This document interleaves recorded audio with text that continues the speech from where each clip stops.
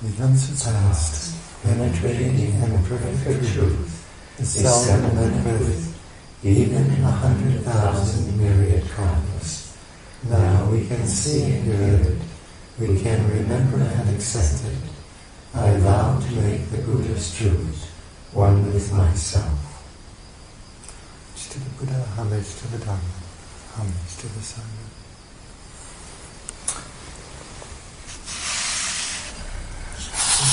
Started with discussing the Jane. We'll start with the first chapter, which is Ananda comes back to the Jetavana monastery where the Buddha is, and he's quite contrite. And the Buddha asked him, just where is the mind? But the Buddha's asking him about the Buddha mind, and he's answering from the point of view of his intellectual mind. And he initially suggests that the mind is in the body, and then he suggests that it's outside the body, then he suggests that it's in the eye faculty, then he goes through all sorts of permutations. He proposes that mind comes into being in response to conditions. He posits the mind being in the middle between inside and outside, and he suggests that the mind has no specific location. So I'm going to play now a Master song about all is one, which is a very beautiful description of where the mind is, that the mind is that which fills and contains all things.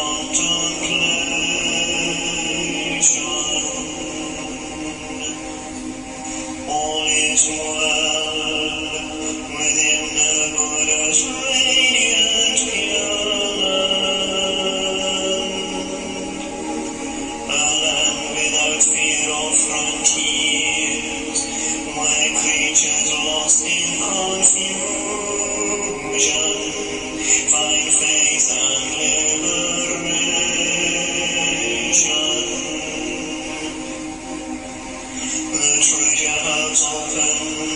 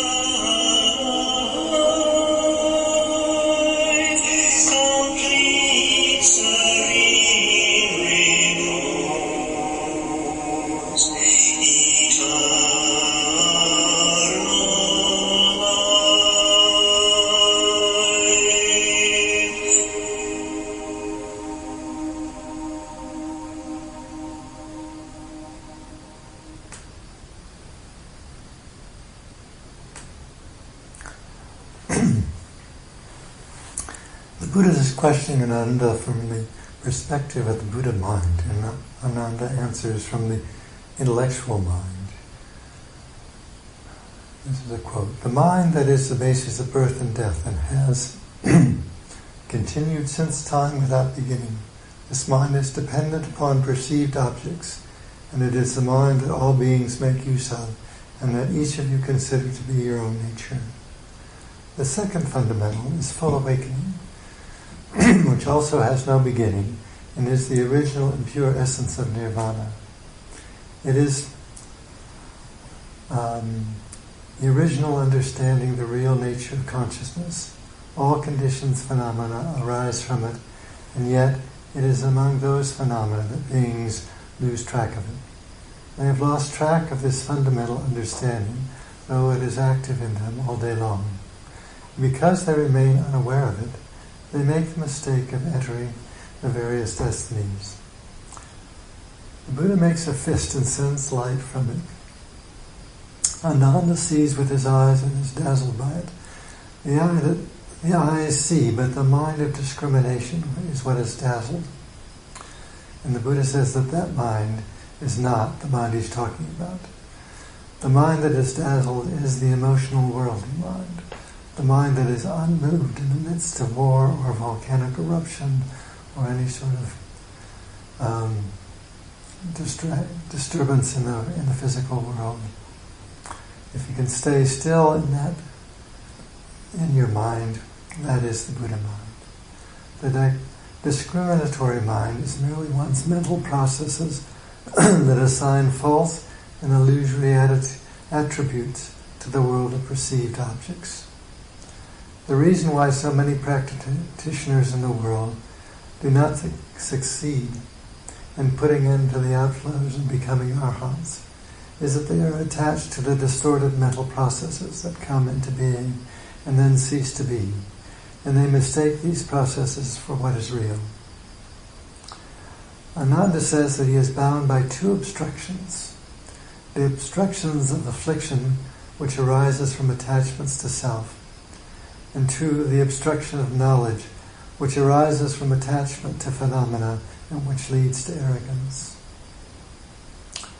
Great Master Dogen says that the harmonization of the body and mind results from giving up both knowledge and its recognition.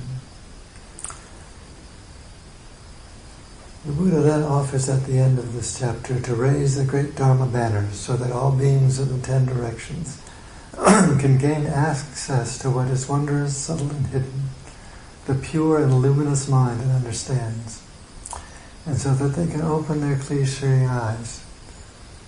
So it's talking about the rest of the scripture.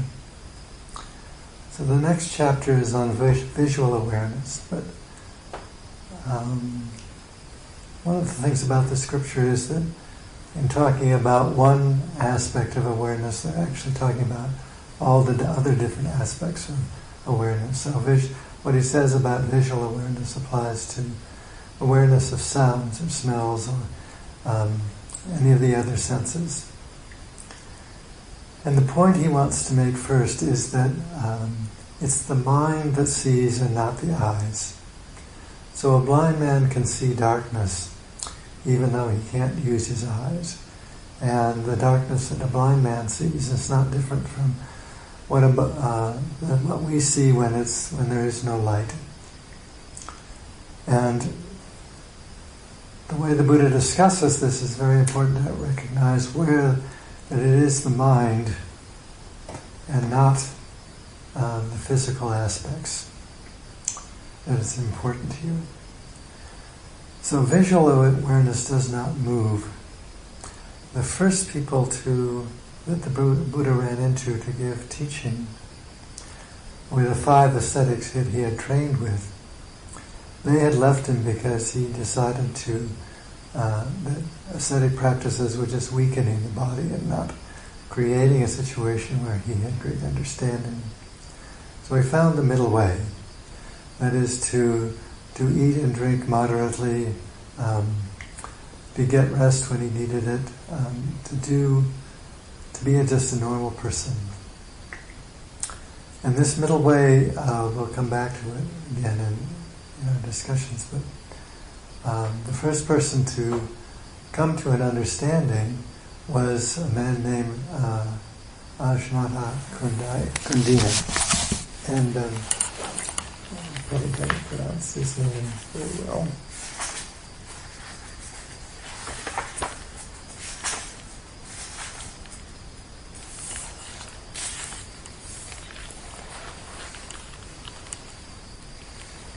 What allowed him to come to understanding was the image, 2 images. One was an image of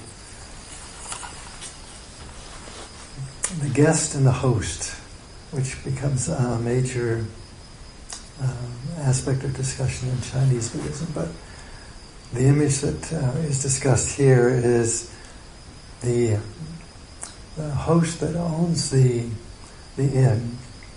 He doesn't come and go, whereas the visitors come and go. And it's like this is what we do as human beings is we come into existence and we go out of existence, and we can have hundreds of past lives. The Buddha described over 500 of his past lives, which occurred to him at the time of his enlightenment. And the coming and going in and out of understanding, going in and out of birth as a human being. There are other places that you can get born into.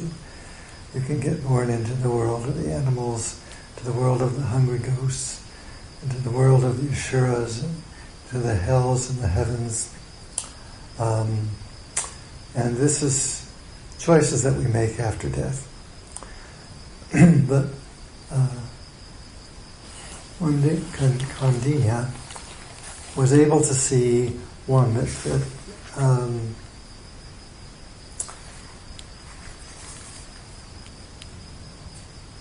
we could see that we are like the people who visit the hotel, who visit the inn. And what the Buddha is the being, the Buddha mind is the being that doesn't move, that runs the inn.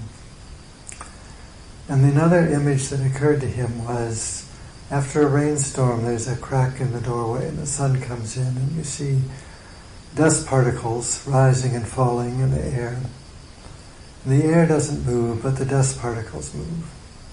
And again, that which moves is the individual mind, that's the individual body. And what doesn't move is what holds that.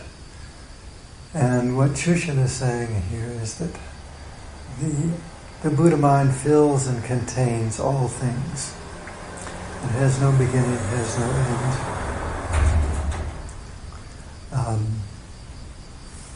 It has no location. But it's a really good question, just where is the mind, that we can ask ourselves from time to time throughout the day, because if we're not paying attention to what we're doing, we're being unmindful and we are not paying attention to what's right in front of us. So what you're learning in meditation is to be still, to open the heart to be. We don't have anything in our culture that allows us to know how to be.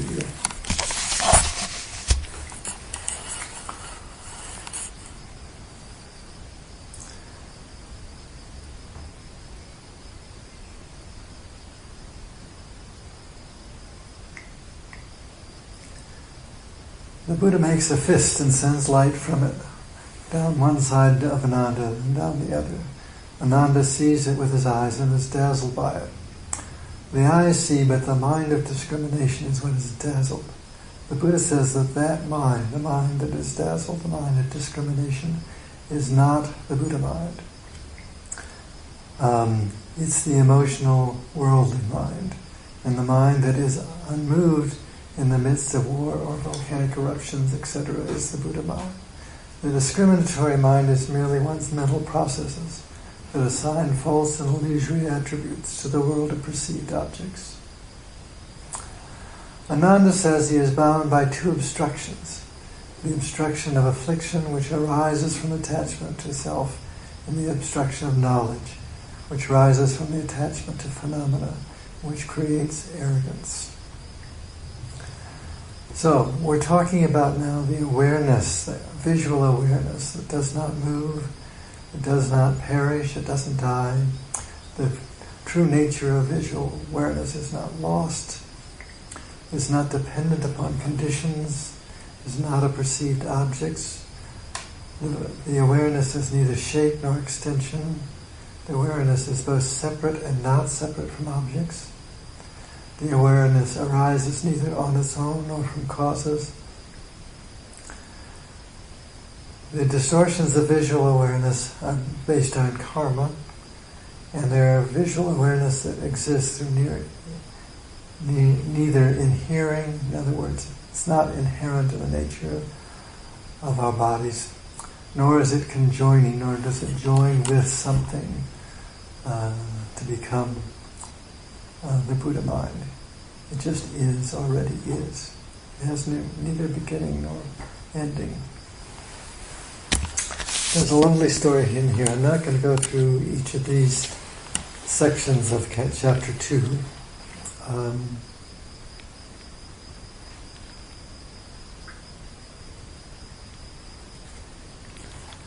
going to read the one about the Buddha mind not dying. King Prajanajits had been giving a meal to the Buddha before this event happened. So he followed him back to the monastery. And he stood up now and said to the Buddha, "Before I was instructed by the Buddha, I met Katyayana and Varshraya Tiputra. Both of them said that after this body dies, we cease to exist and become nothing. And that very nothingness itself is what they call nirvana. Now, though I have met the Buddha, I still have doubts that make me cautious. How can I come to realize the true and fundamental mind that neither comes into being nor perishes? All in this great assembly have outflows, and they wish to hear an answer." The Buddha said to the king, "May I ask, is your body as indestructible as Vajra, or is it subject to decay?" "Oh, well done, Arjuna.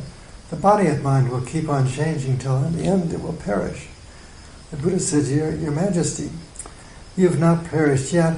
How is it to know you will perish?" The Buddha, "Well done, Arjuna. My body is impermanent and subject to decay, although it has not perished yet. But now, upon reflection, I can see that each one of my thoughts just fades away, followed by a new thought which also does not last, like fire burning into ash, constantly dying away, forever perishing. By this I am convinced that my body too must perish." And the Buddha said, "So it is, Your Majesty. You are in your declining years, but how do you look now compared to when you were a boy? Oh, well-honored one, when I was a child, my skin was fresh and smooth. I was full of vital energy when in my prime, but now in my later years, as age presses upon me, my body is withered and is weary. My vital spirits are dull, my hair is white, my skin is wrinkled. Not much time remains for me. How can this compare with the prime of life? The Buddha said, Your Majesty, your body's appearance cannot have deteriorated subtly. The king replied, World-honored one, the change has in fact been so subtle that I've hardly been aware of it. I've reached this point only gradually through the passing of years. Thus, when I was in my 20s, I was still young, but I already looked older than I did when I was 10. My 30s marked further decline from my 20s, and now at 2 years past 60, I look back on my 50s as a time of strength and health. World-honored one, as I observe these subtle transformations, I realize now that the changes wrought by this descent towards death are evident, not only from decade to decade, but they can also be discerned in smaller increments. Considering more closely, one can see that these changes happen year by year as well as by decade. In fact, how could they not happen year by year? Such changes happen every month. And how could they occur from month to month only? These changes happen day by day. And if one contemplates this deeply, one can see that there is ceaseless change from moment to moment in each successive thought. Thus I can know that my body will keep on changing till it perishes. The Buddha said to the king, observing these changes, these never-ceasing transformations, you know that you must perish, but do you know what doesn't perish? Putting his palms together, King Prajanajit replied to the Buddha, indeed, I do not know. The Buddha said, now, I will reveal to you what it is that does not come into being and does not perish, Your Majesty. When you first saw the river Ganges, how old were you? The king replied, I was 3 when my beloved mother took me to pay respects to the goddess Jiva. When we went past the river, I knew that was the Ganges. The Buddha said, Your Majesty, you said that when you were in your 20s, you had already aged compared to when you were 10. Year after year, month after month, day after day, in each successive thought, there have been changes till you have reached your 60s. Consider, though, when you were 3 years old, you saw the river. 10 years later, when you were 13, what was the river like? The king replied, it looked the same as when I was 13 as when it did when I was 3. Even now, when I'm 62, it is still the same. The Buddha said, now you are mournful that your hair is white and your face is wrinkled. Your face is certainly more wrinkled than it was when you were in your youth. But when you look at the Ganges, is your visual awareness any different from your visual awareness as it was when you first saw the river in your boyhood? The king replied, no different, world-honored one. Well, the Buddha said, Your Majesty, your face is wrinkled, but the essential nature of your visual awareness itself is not wrinkled. What wrinkles is subject to change. What does not wrinkle does not change. What changes will perish. What does not change neither comes into being, nor perishes. How then could it be affected by your being born and dying? So you have no need to be concerned about what such people as Maskari Gosaliputra say, when the body dies, you cease to exist. The king believed these words that he had heard, and he understood that when we leave the body, we go on to another. He and all the others in the great assembly were elated at having gained new understanding.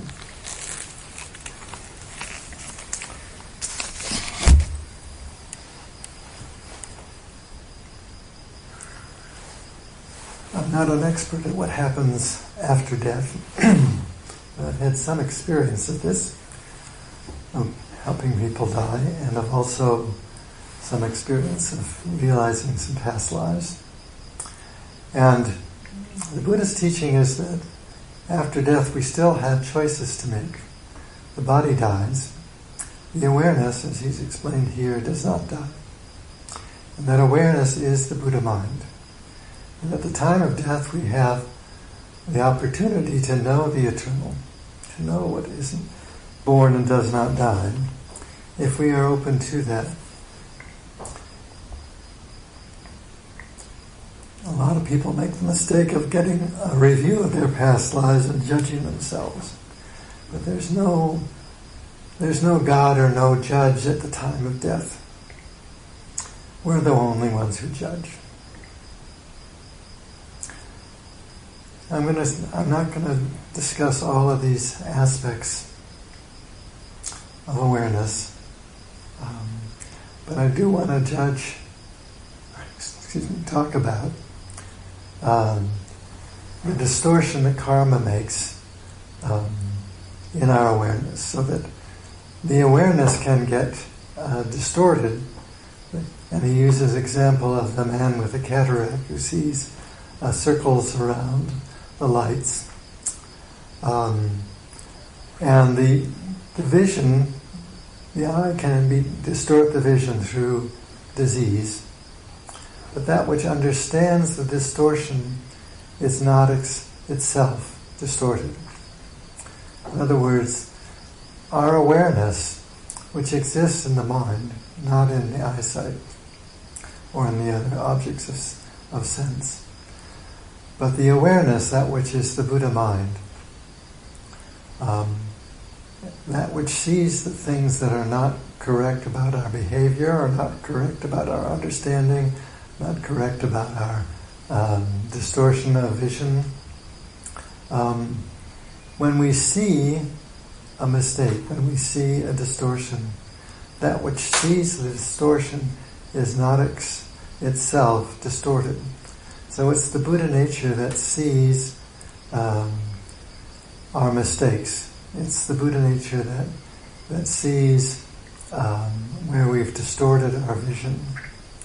One of the images that he uses here is the visual distortion that creates pressure on the eye, and when you're looking at the moon, you see two moons instead of one moon.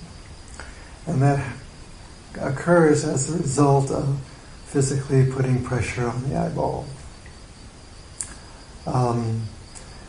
He also discusses karmic awareness that affects a whole group of people, that there is a karmic condition that affects groups of people. And I'm not going to go into that very much because I don't have a lot of experience with that. But I do have some experiences with this idea of how we look at our mistakes. And if we can look at our mistakes from the point of view of the Buddha mind, and we can see that there is room for improvement, then we can make the effort to improve. And part of doing the best we can is to see that we can do better. And that shift in perception that allows us to see where we are now and where we have another step we can take. That if we did the same thing over again, we could do it better. I saw a film once about a man who was making a staircase, and he started out with using oak, and oak was not the right wood for the staircase, and he had it almost all built, and he tore it down and went to get some better wood to make the staircase better. And that awareness of what it is that we have to do things better is an important part of our spiritual growth, our spiritual life.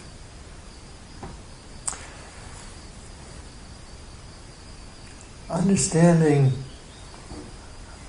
the all is one and the all is different is a very helpful part of this process. This is what Red Master Chushin's poem and song is all about. In darkness, there is light. In light, there is darkness. In darkness that a sighted man sees is the same as the darkness that a blind man sees. Although his eyes have yet to perceive objects, it's the mind that sees.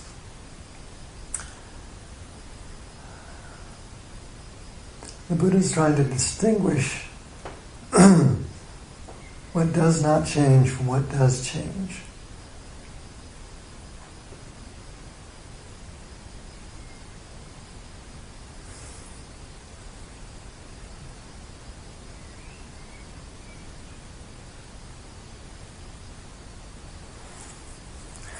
Being able to perceive in our minds what it is that moves and what it is that does not move is a significant aspect of how suffering is created. It's created by the mind that moves. We create dissatisfaction and turmoil by reacting to conditions. The conditions themselves do not create the suffering. Again, I mentioned about the young woman who was about 14 or 15, answer to my question about what is suffering, saying wanting things to be other than they are. How we perceive things is due to our conditioning. One child will see a friendly dog and run up and try to hug it. Another will run away and try to hide its parent, being afraid of the dog. So our reactions to things are what gets conditioned by our old karma. And so we're literally reacting. So if someone has been bitten by a dog in a previous life, he's going to be somewhat cautious about dogs in his present existence. It's like the story I told about the dog, the friendly dog and the rattlesnake. The friendly dog did not see anything to be afraid of in the rattlesnake, and the rattlesnake did not see anything to be afraid of in the friendly dog. And so they were licking each other's noses. I don't recommend this with rattlesnakes. It's a wonderful story, and it did happen.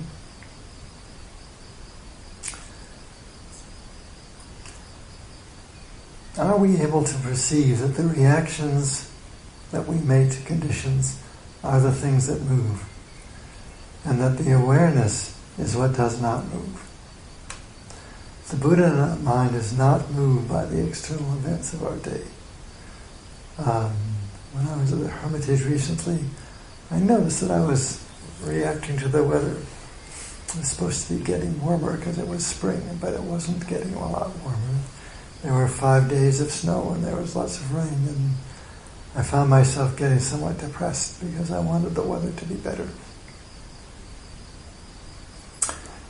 And seeing how I was reacting to this is just how we see things. We see our emotional reactions over things that really don't matter that much. But we can get upset about things like the weather. We can get upset about things that don't happen the way I want them to happen. Like missing the plane on my way over and getting all upset about that. And then when there was a solution to the problem, the upset disappeared very quickly.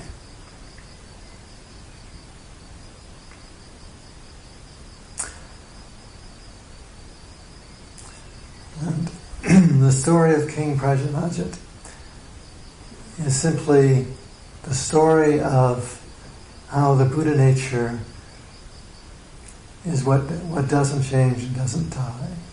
So after death, there's something there. You still have to perceptions. You can still make choices.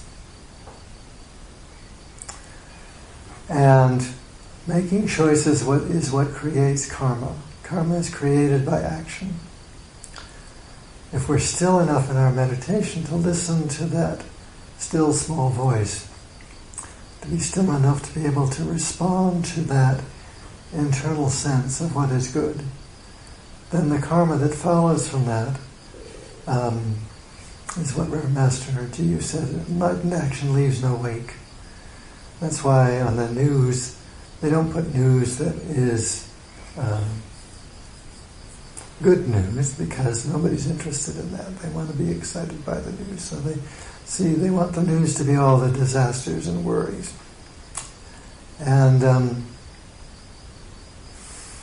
that no emotional effect that comes from enlightened action is what the Buddha's life was about.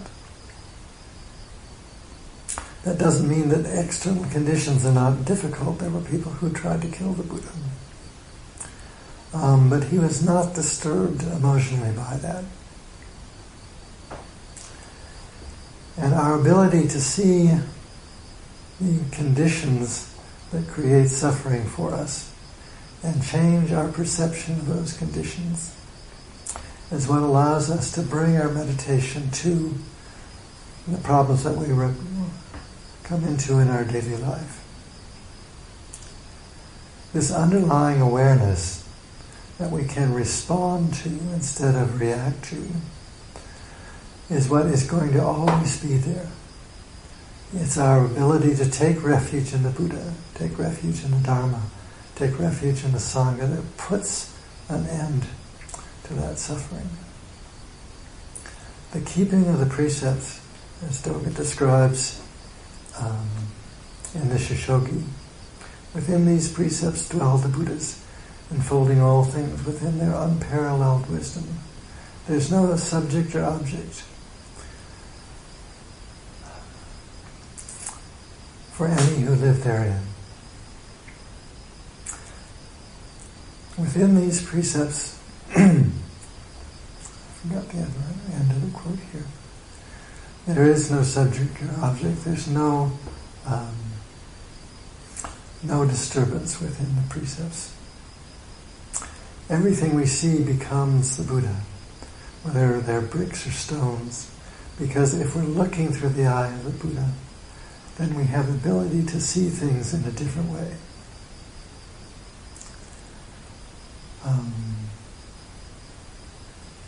I alluded to this yesterday, to the story of Yakuzan, who was the disciple of Sekito. He had trained for many years and was getting really frustrated because he wasn't getting it. So Sekito is the author of the Sandokai, very famous monk. But he sends Yakuzan over to see his friend Baso because he wasn't getting through. And Yakuzan explains to Baso that he studied for many years, he's read all the sutras he could find, he's been doing his practice, but his understanding was incomplete. And Baso looks at him with a little grin on his face and said, well, sometimes I blink the eyes and raise the eyebrows of old Shakyamuni, and sometimes I don't. Sometimes it's good to do, and sometimes it isn't. What do you think? Well, Yakuzan suddenly got it. He said that when he was with Sekito, he was like a mosquito trying to bite an iron bull. He was trying to get something that he thought he lacked. In his many years of training, he was actually manifesting the blood of the Buddhas. But the time he was not right to get that information. He didn't recognize what he was doing. He mistakenly thought he had to get something. He thought he was like the mosquito trying to bite a bull. Instead, he had to see that he had to change how he perceived things. He too could blink the eyes and raise the eyebrows of old Shakyamuni when it was good to do so. But he had to see that he could see things differently. In our society, having that sense of inadequacy that you want to get something out of Buddhist practice is a very common. We all think of ourselves as inadequate from time to time. And what we don't realize is that we have to change how it is we see ourselves. If we see ourselves as fundamentally inadequate, we think that we have to get something, rather than getting rid of our perception about how we see ourselves and thinking, well, maybe there's other ways to look at this. Maybe I see myself as ignorant. Maybe if I look more closely at what it is that I don't understand, I will have a deeper understanding. Maybe I can convert this ignorance into some understanding. Ignorance means not knowing something. Maybe there's something I can learn. And changing the perception from I'm not intelligent enough to know what's going on here to maybe I can learn something from my mistakes. Maybe I can learn something from my suffering. Maybe I can change how it is I perceive what I don't understand. I can look again and see that there's room to move. There's something I don't know. Well, maybe I can find out what that is. And that ability to perceive differently, sometimes it comes in a sudden burst of understanding, and sometimes it comes through years of practice and training. There are some monks who are extremely wise and compassionate, who have not had some sort of big moment of understanding. And there are others who have had moments of understanding, or one or two big moments. D.T. Suzuki was asked whether he was enlightened, and he said, well, once or twice I've had a big moment of understanding, and then there are thousands of moments, little moments that make one dance, is the way he talked about that. That there are moments of insight. And those moments of insight, moments of awareness that allow us to see things differently. This is the Buddha mind. This is that which fills and contains all things. That which sees the fundamental emptiness of self. Reverend Master Jisho called this fundamental emptiness, the sunyata, as the fullest emptiness you'll ever experience. It comes out of the awareness that this little self that we have and cherish and want to protect and also want to continue sometimes to create suffering out of our ignorance. This little self is fundamentally emptiness. If you look up into the night sky, everything there is held in emptiness.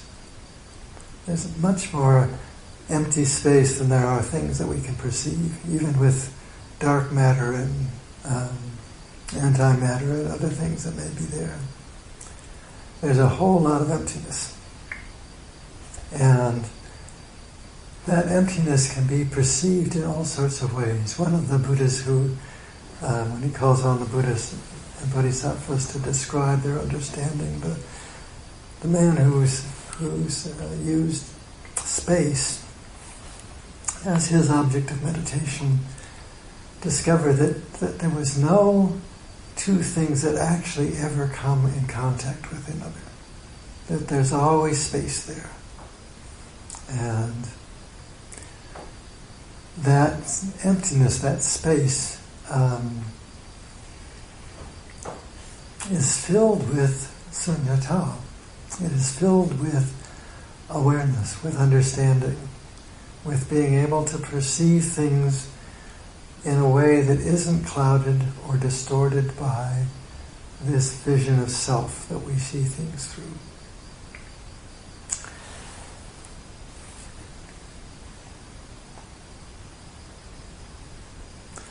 And it is through our awareness of the senses that we get lost, and it is through our awareness of the senses that we can find the Buddha nature. And when we add something to this pure awareness, when we add the sense of self, to see things in relationship to subject and object, the distorted mind, this confused mind, sees an object. And when it sees an object, it then has to have something that sees the object. So it creates a subject to perceive an object.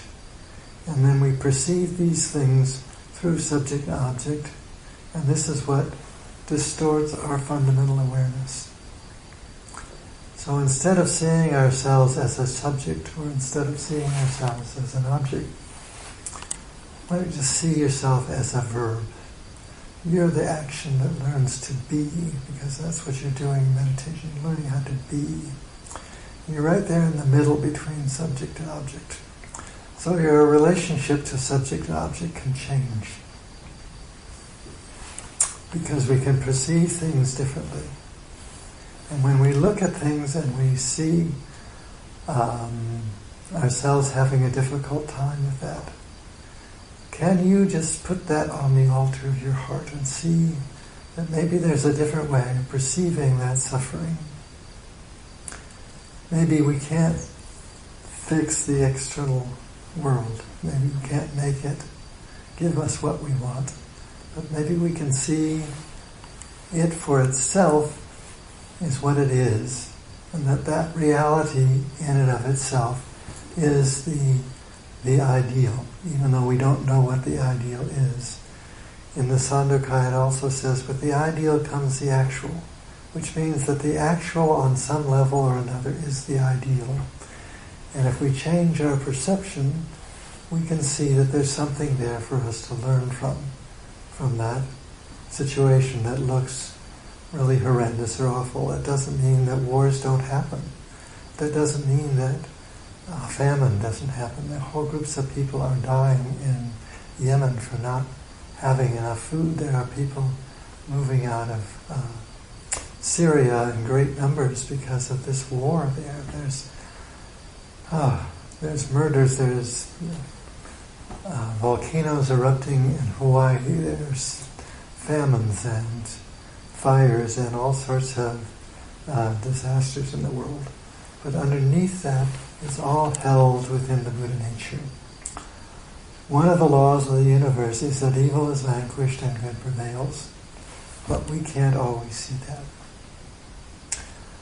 But by listening to your heart and returning to that place that is undisturbed, we will be in touch with that. So this is why we meditate. We're trying to understand how it is that we can be in a way where suffering can dissolve. But we have to make this effort, and we have to put this effort into our daily lives. We have to see that when we're confronted by things in our daily lives that we don't understand, we don't know how to do, there are solutions. Being able to find those solutions is another aspect of this. I just got an email this morning from a woman who's a scientist, and she... we have to stop. I'll tell you the story tomorrow. But she saw that there wasn't any use to get upset about things. That was just making things more difficult, so she stopped doing that. And we hope that all of us can learn to stop doing that. So we'll leave that there for today, and tomorrow we'll pick up with being able to stop our getting upset about things. Homage to the Buddha, homage to the Dharma, homage to the Sangha.